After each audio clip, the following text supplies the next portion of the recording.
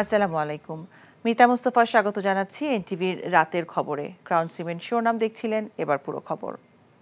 এখন জন্ম সনদ দিয়ে খোলো বিকাশ স্টুডেন্ট অ্যাকাউন্ট। নিজের বিকাশ নিজে কর। সরকার পতন আন্দোলনে সকল শরিক দল ও জোট, ডান বাম সহ ইসলামী দলগুলোর প্রতি জাতীয় ঐক্যের আহ্বান জানিয়েছেন বিএনপি মহাসচিব মির্জা ফখরুল ইসলাম আলমগীর। শুক্রবার রাতে এক বিবৃতিতে তিনি এই আহ্বান জানান।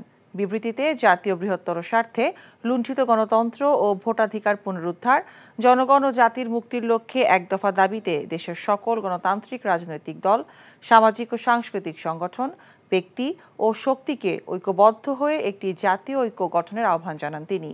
শীঘ্রই যৌথ বিবৃতি দেওয়া হবে বলেও জানান বিএনপি মহাসচিব। এর আগে পৃথক বিবৃতিতে মির্জা ফখরুল বলেন, যে সরকার ক্ষমতা রক্ষা করতে মানুষকে হত্যা করে এবং রাষ্ট্রীয় স্থাপনার নিরাপত্তা দিতে ব্যর্থ হয়, তাদের ক্ষমতায় থাকার অধিকার নেই। বিবৃতিতে তিনি বলেন, গত কয়েকদিনে কতজন নিরীহ মানুষকে হত্যা ও পঙ্গু করা হয়েছে, জনগণ তার সঠিক পরিসংখ্যান জানতে চায়। তিনি বলেন, গ্রেফতারকৃতদের গুম, নির্যাতন করে ৪-৫ দিন পর আদালতে হাজির করা হচ্ছে, যা আইন ও মানবাধিকারের লঙ্ঘন। অবিলম্বে সেনাবাহিনীকে ব্যারাকে ফিরিয়ে নেয়ার দাবি জানান মির্জা ফখরুল। শিক্ষার্থীদের আন্দোলনের সুযোগ নিয়ে বিএনপি, জামাত ও উগ্র বামপন্থীরা সরকার উৎখাতের ষড়যন্ত্র করছে বলে অভিযোগ করেছেন আওয়ামী লীগ সাধারণ সম্পাদক ওবায়দুল কাদের। সকালে দলীয় সভাপতির ধানমন্ডি কার্যালয়ে প্রশ্নের জবাবে এই অভিযোগ করেন তিনি। সম্প্রতি দেশজুড়ে নাশকতার ঘটনায় হত্যার দায় বিএনপি জামাতের জানিয়ে তিনি বলেন, সকল হত্যার বিচার বিভাগীয় তদন্ত হবে। তামজিদ সুমনের রিপোর্ট। সমসাময়িক বিষয় নিয়ে আওয়ামী লীগের সভাপতির ধানমন্ডি কার্যালয়ে সংবাদ সম্মেলনে উঠে আসে সম্প্রতি দেশজুড়ে নাশকতার বিষয়টি। ওবায়দুল কাদের বলেন, নাশকতায় যতগুলো হত্যাকাণ্ড ঘটেছে তার দায় বিএনপি জামাতকে নিতে হবে। সরকার কোনো হত্যাকে সমর্থন করে না। জানান, সকল হত্যাকাণ্ডের বিচার করা হবে। হত্যা, ধ্বংস, অগ্নি সন্ত্রাসের দায় সম্পূর্ণভাবে বিএনপি জামাত এবং তাদের দোষরদের। আমরা কোনো অনাকাঙ্ক্ষিত মৃত্যু সমর্থন করি না। প্রধানমন্ত্রী পরিষ্কার জানিয়ে দিয়েছে, প্রতিটি হত্যার বিচার বিভাগীয় তদন্ত হবে। যারা সহিংসতা অংশ নিয়েছে তাদের বিরুদ্ধে আইনি ব্যবস্থা নেওয়া হবে। তিনি আরও বলেন, শিক্ষার্থীদের আন্দোলনকে পুঁজি করে এখনও যারা কর্মসূচি দিচ্ছে তাদের উদ্দেশ্য অশুভ। সরকারকে উৎখাতের লক্ষ্যে যে কোনো সময় চোরাগোপ্তা হামলা হতে পারে বলে শঙ্কা তার। অবৈধভাবে সরকার ওঠানোর অপচেষ্টা বিএনপি, জামাত, উগ্র বাম জঙ্গি গোষ্ঠী, কুচক্রী মহল এখনও সক্রিয় আছে। দেশি বিদেশি কুচক্রী মহল তাদের প্রশিক্ষিত ক্যাডার চোরাগুপ্তা হামলা চালাতে নিজেদের প্রস্তুত করছে বলে আমাদের কাছে খবর আছে।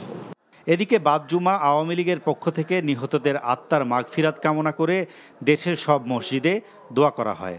আর রোববার দেশের সব মন্দির, গির্জা ও প্যাগোডায় প্রার্থনা করা হবে বলে জানানো হয়েছে। Tamjid Suman, NTV news, Dhaka. এবার আরও বাড়িয়ে ৯ ঘন্টা কারফিউ শিথিলে চিরচেনার রূপে ফিরেছে রাজধানী। প্রয়োজনীয় কাজ সারতে ঘর থেকে বের হয়েছেন অনেকে। গণপরিবহনের সংখ্যা বেড়েছে, ব্যক্তিগত গাড়িও চলতে দেখা যায়। সাধারণ মানুষের মাঝেও ধীরে ধীরে স্বস্তি ফিরে এসেছে। অনাকাঙ্ক্ষিত ঘটনা এড়াতে টহল দিচ্ছে সেনাবাহিনী। অন্যান্য বাহিনীর সদস্যরাও কঠোর অবস্থানে রয়েছে। আপেল শাহরিয়ারের রিপোর্ট। সকাল ৮টা থেকে বিকেল ৫টা, ৯ ঘন্টা কারফিউ শিথিলে ঘর থেকে বের হয়েছেন রাজধানীবাসী। সরকারি ছুটির দিন অফিস আদালত বন্ধ থাকলেও নিত্য প্রয়োজনীয় জিনিস কেনা ও জরুরি প্রয়োজনে বের হয়েছেন অনেকে। সড়কে যান চলাচল ছিল স্বাভাবিক, দোকানপাটও খুলেছে, যদিও ক্রেতার সংখ্যা কম।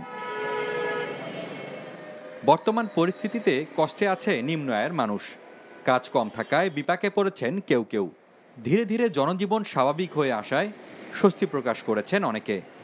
আমাদের অবস্থা খুব ভাবে চলতেছে ভাই, কোনো ইনকাম করতে পারি না, কোনো চলাফেরা করে আমরা ঠিকভাবে বাজার ঘাট কিছু করতে পারি না। আমি অফিস থেকে বাইরেতে পারি, এমনকি খাওয়া দাওয়া করতে পারি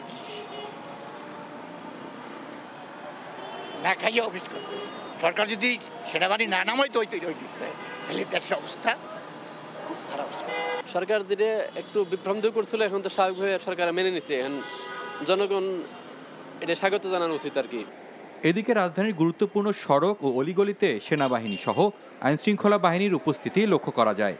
সহিংসতার ঘটনায় জড়িতদের ধরতে এলাকাভিত্তিক ব্লক রেড দিচ্ছে যৌথ বাহিনী। Apple Shahriar, NTV news, Dhaka. পররাষ্ট্রমন্ত্রী ডক্টর হাসান মাহমুদ বলেছেন, আগের সহিংসতাকারীদের যথাযথ শাস্তি নিশ্চিত করা যায়নি বলেই আবারও রাষ্ট্রের উপর এমন ভয়াবহ হামলা হয়েছে। সকালে জাতীয় প্রেস ক্লাবে দেশব্যাপী স্বাধীনতা বিরোধীদের সন্ত্রাসের বিরুদ্ধে ঐক্যবদ্ধ প্রতিরোধের দুর্জয় শপথ শীর্ষক আলোচনা সভায় তিনি এমন মন্তব্য করেন। বলেন, এবার আর কাউকেই ছাড় দেওয়া হবে না। দেশবিরোধী অপশক্তি যেন শিক্ষার্থীদের ব্যবহার করে রাষ্ট্রের বিশৃঙ্খলা করতে না পারে, সেজন্য ছাত্র নেতাদের সতর্ক থাকার আহ্বান জানান মন্ত্রী। এছাড়া আন্দোলনে নেতৃত্ব দানকারীদের মধ্যে অপশক্তির কোনো এজেন্ট রয়েছে কিনা তা খতিয়ে দেখা হচ্ছে বলেও জানান তিনি। তারেক রহমান নির্দেশ দিচ্ছে, সেই অডিও ক্লিপ সরকারের কাছে আছে, যে কারফিউ ভাঙো আর না হয় পদত্যাগ করো। যারা এই ধরনের কাজ করবে, অগ্নিসংযোগ করবে, মানুষ মারবে, পুলিশ মারবে, ধ্বংসযজ্ঞ চালাবে, তাদেরকে বড় বড় পদ দেওয়া হবে। এটি কোনো রাজনৈতিক দল, এটি একটি সন্ত্রাসী সংগঠন।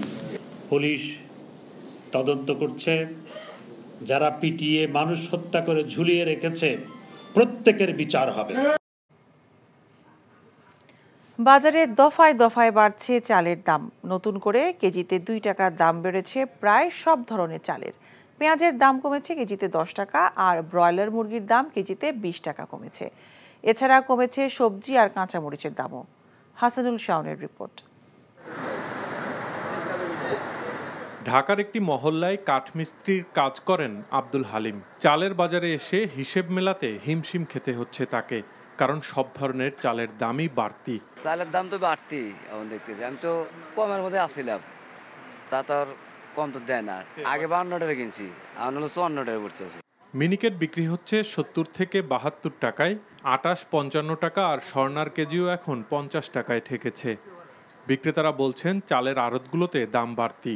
এছাড়া সাম্প্রতিক অস্থিরতায় পরিবহন খরচও বেড়েছে, তাই চালের দাম বাড়ছে। মেলাওয়ালা জিজ্ঞেস করলে ওনারা ধানের দাম বেশি, আসলে কতটুকু বেশি এটা খতিয়ে দেখলে ভালো হয় সরকার। আর বিশেষ করে দেশে পর্যাপ্ত পরিমাণ ধান চাউল আছে, এখন কোনো বাড়ার কোনো প্রশ্ন উঠে না। গাড়ি ভাড়া বেশি দিয়ে আমরা যেটা নিজেরা ফেস টু ফেস হয়েছি আর কি। তো আসলে সবকিছু মিলে কিন্তু বাজারে দেখা গেছে প্রত্যেক বস্তা চালে 50 থেকে 100 টাকা কোয়ালিটি ভেদে বাড়ছে। তবে সাম্প্রতিক অচলাবস্থার সময়ে সরবরাহের ঘাটতির কারণে বেশিরভাগ সবজির দাম আকাশ ছুঁয়েছিল। এখন সেই চড়া দাম কমতে শুরু করেছে। 50 থেকে 80 টাকার মধ্যেই মিলছে বেশিরভাগ সবজি। এছাড়া কাঁচামরিচের দামও কমেছে, কেজি এখন 120 থেকে 180 টাকা। একদম অতিরিক্ত মাল আছে, এমন নেওয়া হয়েছে যে মাল কারোর মধ্যে এক সপ্তাহ না আসলেও সমস্যা নাই। কিছুদিন আগে দেখা যেতেছে আমি 250 গ্রাম মরিচ নিছি আপনার 90 টাকায়, আর সেই ক্ষেত্রে এখন কেজি নিতেছি 160 টাকা। একটু সাশ্রয়ী মূল্যে কিনতে পারতেছি, কিন্তু এই ভালো লাগাটা অব্যাহত থাকতো যদি সারা বছর এই দামে কিনতে পারতাম। কমেছে পেঁয়াজের দামও, দেশি পেঁয়াজের কেজি এখন 110 টাকা। এছাড়া সব ধরনের মুরগির দামই কমতির দিকে। ব্রয়লারের কেজি এখন 180 টাকা, আর সোনালির কেজি মিলছে 290 টাকায়। লোকজন বাইরে যেতেছে কম, বিক্রি অনেক কম, কিনতেছি কম, এই জন্য একটু দামও কম। এছাড়া রাজধানীতে ফার্মের মুরগির বাদামি রঙের ডিমের ডজন বিক্রি হচ্ছে 145 থেকে 150 টাকায়। Hasanul Shaon, NTV news, Dhaka. ঢাকা বিশ্ববিদ্যালয়ের হলগুলোতে 300-র মতো কক্ষ ভাঙচুর করা হয়েছে বলে জানিয়েছেন উপাচার্য অধ্যাপক ডক্টর ASM মাকসুদ কামাল। জানান, এসব কক্ষ সংস্কারের পর ক্যাম্পাস খুলে দেওয়া হবে। সকালে বিভিন্ন হলের ভাঙচুর হওয়া কক্ষ পরিদর্শন শেষে সাংবাদিকদের এসব কথা বলেন উপাচার্য। বিশ্ববিদ্যালয়ের ছাত্র রাজনীতি বন্ধ করা হবে না জানিয়ে উপাচার্য বলেন, ক্যাম্পাস খোলার পর শুধু নিয়মিত শিক্ষার্থীদের সিট বরাদ্দ দেওয়া হবে।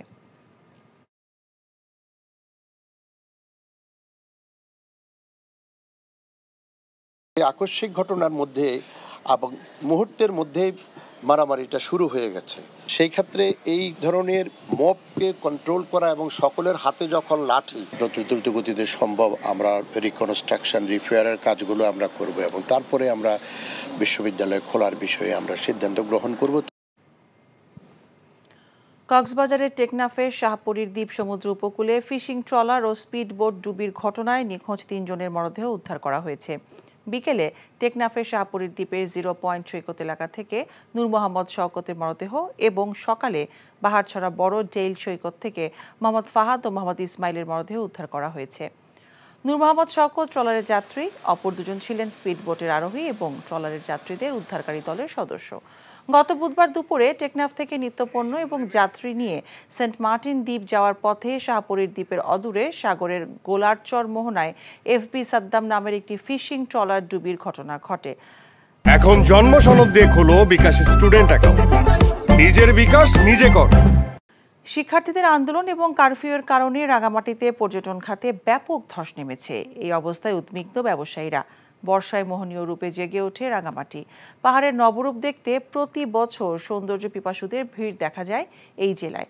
কিন্তু সিম্বল অফ রাঙামাটি খ্যাত ঝুলন্ত সেতু সহ এখানকার বিভিন্ন বিনোদন কেন্দ্রগুলোতে এখন শুনশান নীরবতা।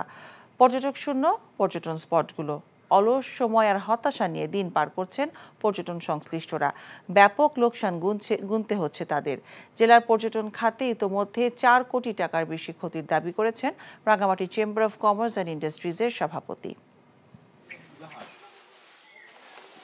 কোনো টুরিস্ট নাই, এর জন্য আমাদেরও ব্যবসা ভালো যাচ্ছে না, ভালো সময় কাটাচ্ছি। এখন কাস্টমার একদম কম, বেচা বিক্রি নাই, বসে কি করবো, সময় কাটাচ্ছি। উদ্ভূত পরিস্থিতির কারণে রাঙ্গামাটি পার্বত্য জেলায় পর্যটন খাতে এবং পর্যটন সংশ্লিষ্ট যারা আছে সবকিছু মিলিয়ে প্রায় 4 কোটি টাকার উপরে এখানে ক্ষতি হয়েছে। ইলিশের সরবরাহ বাড়ায় কর্মচাঞ্চল্য ফিরেছে দেশের অন্যতম ইলিশের বাজার চাঁদপুর বড় স্টেশন মাছঘাটে। প্রতিদিন 500 থেকে 600 মণ ইলিশের বেচাকেনা হচ্ছে এখানে। তবে চলমান কারফিউয়ের কারণে গত কয়েকদিন মাছঘাটে আসা ইলিশ দেশের বিভিন্ন জেলায় পাঠাতে পরিবহন সংকটে পড়েছেন ব্যবসায়ীরা। চাঁদপুর থেকে শরীফুল ইসলামের পাঠানো রিপোর্ট।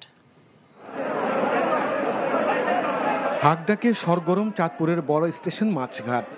প্রচুর ইলিশ এসেছে হাটে, জমজমাট বেচাকেনা। মৌসুমের শুরুতে ইলিশের দেখা না মিললেও এখন চাঁদপুরের পদ্মা মেঘনা নদীতে জেলেদের জালে ধরা পড়ছে ঝাঁকে ঝাঁকে ইলিশ। 65 দিনের মাছ ধরার নিষেধাজ্ঞা উঠে যাওয়া চাঁদপুরের মাছঘাটে মনে মনে ইলিশ আসতে শুরু করেছে। বর্তমানে কারফিউ কিছুটা শিথিল থাকায় ক্রেতারাও আসছে মাছঘাটে। আজকে ইলিশের সরবরাহ কিছুটা বেড়েছে, দামও কিছুটা কমেছে, তবে আমাদের প্রত্যাশা অনুযায়ী দাম কমেনি। যতটা মাছ ধরা পড়তেছে ওই অনুযায়ী আপনার দাম মানে কিছুটা বাড়তি। তবে ব্যবসায়ীদের অভিযোগ, কারফিউর কারণে পরিবহন সংকটে অন্যান্য জেলাগুলিতে ইলিশ পাঠানো সম্ভব হয়নি। সরবরাহ বাড়বে তখন দামও কমে আসবে বলে জানান এই ব্যবসায়ী নেতা।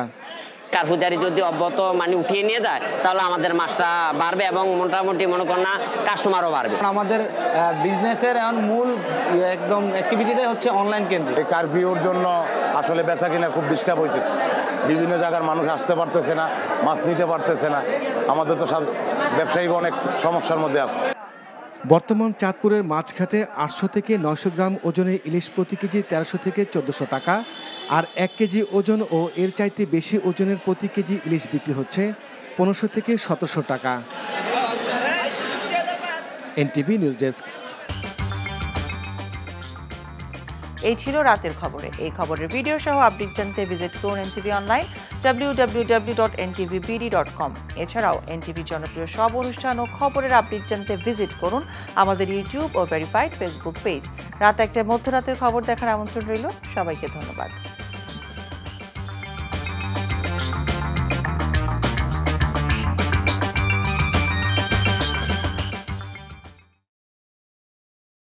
এখন জন্ম সনদ দিয়ে খোলো বিকাশ স্টুডেন্ট অ্যাকাউন্ট। নিজের বিকাশ নিজে কর।